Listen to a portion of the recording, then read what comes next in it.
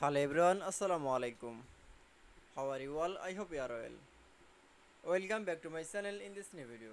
Today's video, how to fill blank cell with text in Microsoft Excel. So let's start it. At first, open your Excel document file. Firstly, then you show the student name is the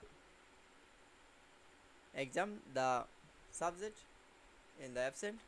Firstly, then fill blank cells in the with text in Microsoft Excel. Firstly, select your all columns option. Now keyboard press from the Ctrl Z.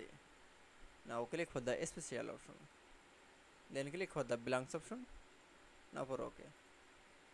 Then keyboard press from the equal double quotation mark.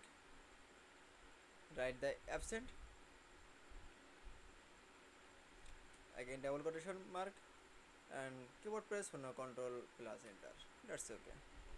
Then show the fill blanks cell with the text in Microsoft Excel. It's very easy. I hope to enjoy the video. Please like, comment, share and subscribe my channel. Thanks for watching.